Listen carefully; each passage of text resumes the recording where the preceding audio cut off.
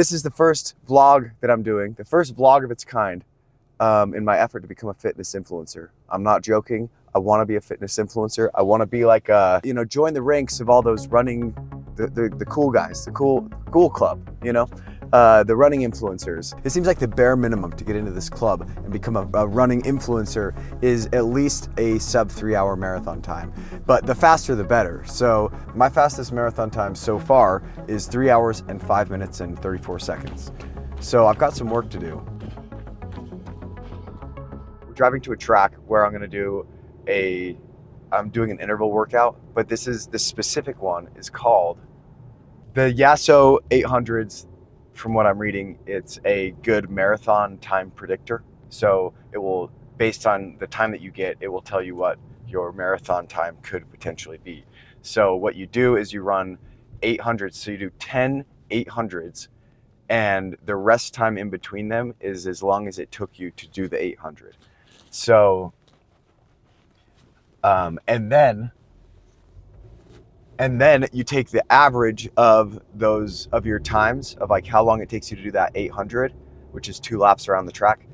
You take the average of that, and then that time in minutes is the time in hours it will take you to run the full marathon. So if it takes you on average, 3 minutes and 30 seconds to run around the track, then it predicts that your marathon time will probably be a 3:30. So what I'm hoping for in becoming a running influencer is, I think the rite of passage is a sub 3, and I haven't run a sub 3 yet. So I ran a 3:05 in October. So the beginning of October, I ran a 3:05 in St. George, Utah, and it was awful. Like, it was terrible. I did so bad, and I just kind of blew up at the end, and I think I might have been a little bit sick. So anyways, lots of excuses, but I felt like my fitness was there to break the sub 3.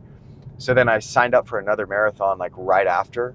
I signed up for Big Bear, which is a marathon in San Bernardino, California, and it's a net downhill. It's like a super easy course because it's all downhill.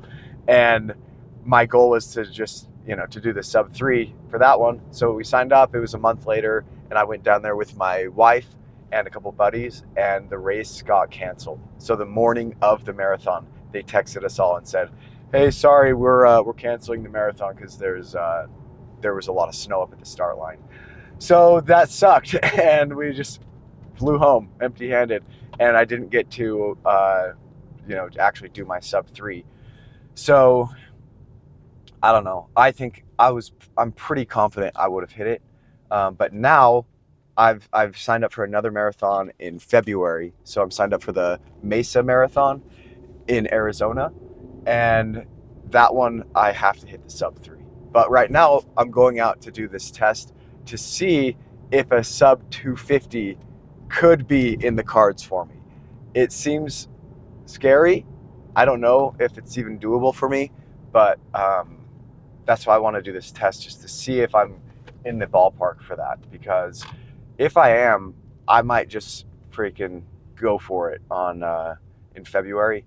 I've got another month to train, and I feel like my fitness has, been good, been getting better. So that's what we're headed to the track to do. Sorry, I just had to turn on the active stabilization because the camera's kind of bouncing around. I've got it on this suction mount on the window, which I've never done before. And so I'm just a fitness influencer now. Who wouldn't want to be a fitness influencer? It's basically like you're a professional athlete, So you get paid to just work out a bunch. How sick would that be? They send you get to test out all the coolest new shoes and clothes and gear. They get into freaking events. They get a bib somehow from companies to, enter into cool races. So they're doing like the New York Marathon, Chicago. I want to join those guys. I want to be one of those dudes. And so I did a workout similar to this last week. On Wednesday, I did 20 reps of 400s, so just one time around the track. And by the way, I'm new to running. Like, I started this, I've run 2 marathons, and that's it. And so I'm just trying to learn how all this stuff works. And the 400 meter, 800 meter, kilometers, it all just scrambles my brain, and I don't understand what's happening. So I'll try to give additional information. But anyway, so last week I did I did 20 sets of 400s with 60 seconds rest in between, and it was killer. It wrecked me. And so this is basically the same thing. It's the same distances, the same distance. So now I'm doing 800 meters with 10 reps of 800 meters. And looking at my averages from last week, for that one, I would have been on track for a 2:48 marathon, but that is like it's a different kind of workout. So I want to see, officially do this like race predictor thing and just see where we're at. But yeah, after that workout, it just felt so good. I was completely wrecked, and then I went home, and you just have a great day after a workout like that, Basically, I'm saying that I'm preparing myself to get freaking wrecked right now, and I'm scared, but we're gonna do it. All right, if I'm gonna be a fitness influencer, then I obviously need to do the fit check. So we're rocking I guess starting at the bottom, we got the Saucony Endorphin Pro 4s. They're the ones with the carbon plate. Freaking sick. And then I've got just some Nike shorts. I've got a Lululemon long sleeve under here, and hello. And then I've got this old Nike SB jacket that's like really nice for the little wind chill that you get out on these runs. And then got a beanie, and then the Oakley EV Path, I believe is what they're called. So yeah, that's what we're dealing with. Let's go. Okay, so I'm going to start with the mild jog just to get warmed up, and then I'm going to have to freaking jump the fence to get onto the track, which is annoying. But, you do what you got to do. All right, I had to come out to a different track because the track that I was at was locked, and there were a bunch of facilities people everywhere, and I just got a little sketched, and so I just left. And now I'm at this one, but I've got the workout set out in my watch, so I wonder if you can even see this. Nope. So we're doing 1 mile warm up and then repeat 10. So work for 800, recovery for 2 minutes, and then a cool down of 2 miles. It's pretty sick. You can just plug it into your watch, and it will just guide you through the entire thing. So enough talk, enough dilly-dallying. Let's freaking do this thing. I have a feeling it's going to get hot in 2 seconds, and I'm going to be taking this beanie off and the jacket off. But all right, there we go.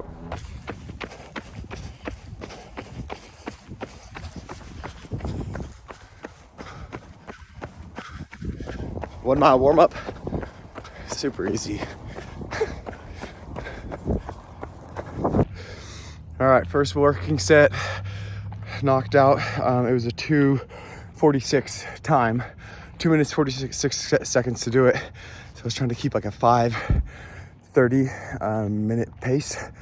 So it felt okay, and now I'm just trying to relax, just trying to calm down. So tell yourself you're not dying, you're good, you're fine. So I got 50 seconds left of rest. Just gotta relax, you're fine. This happens in the race. Like I remember during the marathon, you start to panic, and it's not good. Your heart rate actually goes higher when you're panicking, so you just gotta relax. You're good to go, and then load up for the next one. This is good practice for during the marathon when things are tough. I don't want to ditch my beanie, but my stuff is clear over there. So, all right, 20 seconds left. I'm gonna try to just take it easy for a sec. 2 minutes 47 seconds for that one. Set number 2 out of 10, and it felt good. Now, bring the heart rate back down.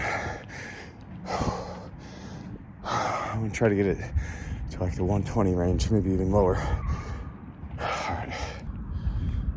All right, we got the heart rate down to 107, 8, 7, 6. Oh gosh, okay. Here we go, 2, 1. Work.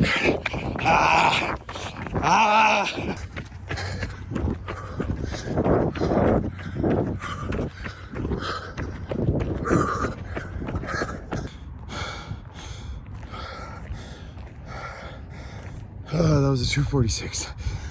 2 minutes 46 seconds. Oh, I'd be sick if I could track for that in the marathon at 2. Because if it was my average 2:46, then that would mean that my marathon could be 2 hours, 46 minutes, which would be freaking awesome right now. I don't know, we'll see. All right, that's 5 sets down, and I'm feeling it. Holy crap, my legs are feeling beat. I'm feeling it in my calves. I went to the gym and I lifted a couple days ago, so I'm feeling it. But every one of these has been under 2 minutes and 50 seconds.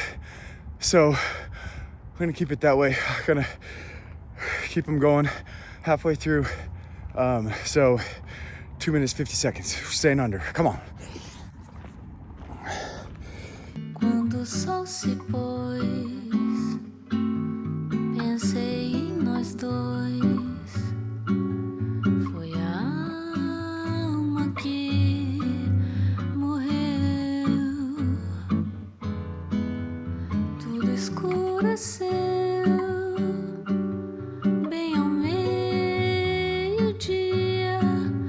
Foi no apogeu. Quem diria que seria o fim de você e eu.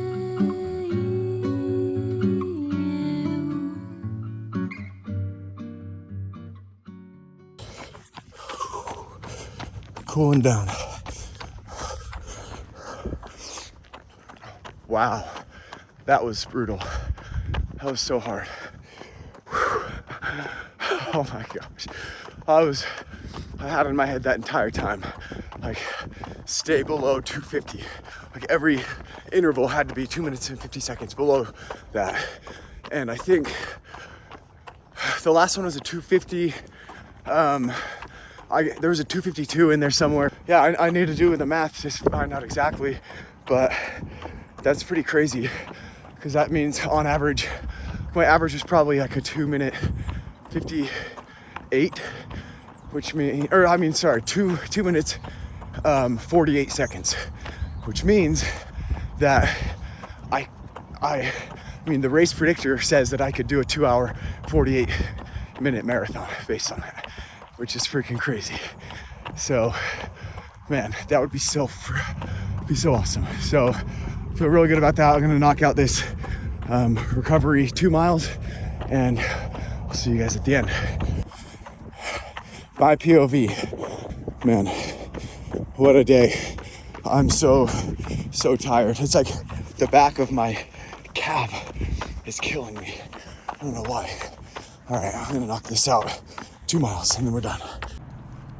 All right, I was gonna give you the rundown of the workout, but it's kind of dark, so maybe we head to the car. My ketone IQ. I've never actually tried this before, but I was listening to the David Roach, the guy that just won the Leadville 100, set the course record, broke the course record after 20 years, something like that. But he says that he uses ketone IQ for after the workout. So I've never tried it. Not a sponsor. I don't have any sponsors. I'm just starting this fitness influencer life. I'm just trying to become a fitness influencer, But ketone IQ, I mean, if you guys want, I'll take some product and I'll review the heck out of it. But I'm going to be doing, so David Roach says he would do one of these after a hard workout. So I'm just trying it. I'm going to see if it makes any kind of difference in terms of recovery and how I feel, going into the rest of the day. So let's head to the car and I'll show you my splits and everything. Okay. How does that look? I think that's okay. It's a little bright on my body. Let me actually try turning the car around. Oh man. Whew. I am beat. Oh gosh. Oh. Woo. Okay. So, let me turn the car around real quick. just so there's not sun here in my lap. I can brighten this up. All right, so let's look at my splits real quick because I think I did it. I think I got the sub. I think I got all of my intervals under 250. So this is what we're looking at for the workout. So we got, let's see. Sorry, there's just like so much reflection. So it was an hour and 15 minutes total time, 870. I'll put this on the screen. I think I can put this on the screen. You know what? I'm actually just gonna record the screen. How about that? That's an easy way to do it. Forget. I'm not doing the overlay thing. So here's the workout. Should be up on the screen now. So 10 by 800 repeats. Yeah, all that stuff I just said. So the intervals is what I care the most about. So you can see the warm-up was a mile. That doesn't matter. So work 247 for that first one. And then 248 for the next, 247, 248, 250, 249, 251, 253 was my slowest one. I think that was right after. It was like two intervals after I said, I'm not missing 250. But, you know, 253, that was the slowest. And then 249, 251 for the last one. Divided by 10, 49. So that means that, I think I did that math right. According to my calculations, that means that my race predictor is that I could do a sub 250 marathon right now. I could do a 249 marathon right now. And I didn't say this before, but I've been sick the last couple of days, so I didn't even run yesterday because I'm trying to recover and I've had a sore throat. So I'm not even feeling 100%, and I got a 249 average time. I think I can pass the fitness influencer test, the running influencer test, and I could break the sub 3 and possibly a 250. If I could do a 250, that puts me in the name, my name, along the likes of freaking, I think Matt Choi. I think Matt Choi did a 259. I don't know for sure, but I feel like he's around a 259. And then Jeremy Miller is at like a 240. I don't think he's done like a sub 240 yet. So he's definitely in the sub 250. Nico Felic, my guy. I love Nico. He did he's trying to get a sub 250 in Mesa. And I'm going to be there in Mesa. And we may cross the finish line together. I feel like I'm getting ahead of myself with this sub 250 business. I feel like I need to, that's where the struggle with this has been, is like, for Mesa, do I just try to break sub 3, just kind of get that out of the way? Or do I try to go sub 250? Because if I try to just break sub 3, say I get a 259, I won't even qualify for the Boston Marathon. Or I guess I can qualify, but I won't beat the buffer time because they have a cutoff time that's more than the qualify time. I don't know, you can probably follow that.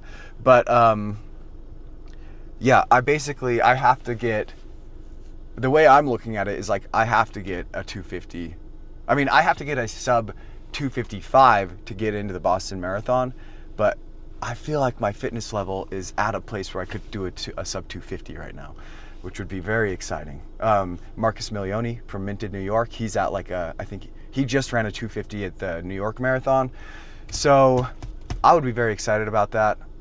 Oh gosh, it's so scary though. I feel like I need to just go out and be willing to completely blow up and not get it, but at least try for it. You know, at least try for the sub 250. Which means I'm gonna have to keep like a 6. I don't even know what that average pace would be. I gotta be at like below 6:30 pace probably. Anyways, let's drink this. I'll just give you guys the quick reaction because I hear they taste like total crap. That it tastes like gasoline and cat piss is what I've heard. But let's give it a try. Oh wow, how did that end up in there? My microphone fuzzy thing ended up in the beverage. My fitness influencing is not going well. Okay, Oh gosh. Well, what? Oh, maybe this high performance one. This has caffeine in it.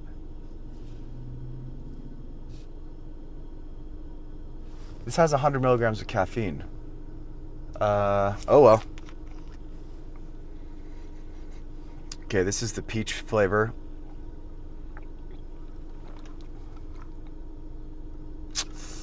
It's not bad. I actually like that. Yeah, it does have like a strong. It's got a taste for sure. That I could taste kind of like the gasoline, but it's good. Like this peach one is actually good. I thought I was gonna have to plug my nose for this, but I kind of like it. I was listening to the guy, the Ketone IQ guy, was saying that in their double-blind placebo test that they did, which they did on this, they've done a ton of testing on it. They actually got a contract from the U.S. Navy to develop this for special forces because they were kind of capping out on the amount of caffeine that they could have on their missions. So exogenous ketones was like another way that they could access energy and, fight fatigue. So that's what got me excited, was listening to this Ketone IQ guy and then hearing David Roche say that he uses it for recovery. So I'm like, all right, I'll give it a try. But he said in their double-blind placebo test that they did, one of the hardest challenges was that it was matching the taste. It was like creating an equivalent taste in the placebo where someone that takes the placebo thinks that they're tasting it because it's such like a unique, weird taste. But I think that's for like the original, and they improved the taste with the peach, and there's a green apple one as well. So I really don't mind the taste. It's definitely something, but it's not that bad. All right. Yeah, it's kind of good.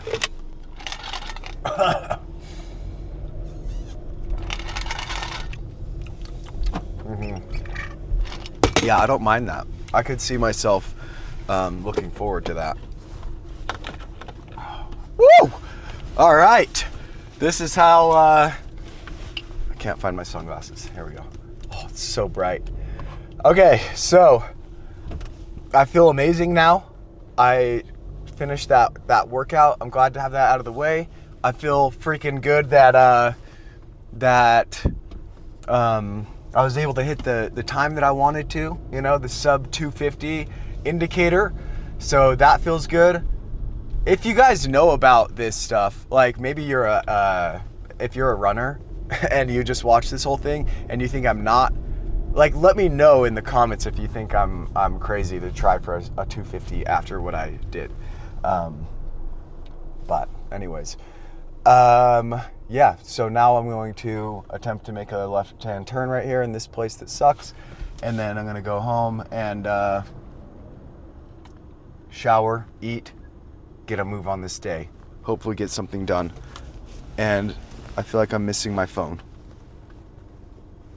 Oh, here we go. Okay, nice and easy, nice and easy. I'm gonna resuction this too. I don't want my freaking mount to fall off. Oh, I'm a mess. My stuff is all over the place. All right.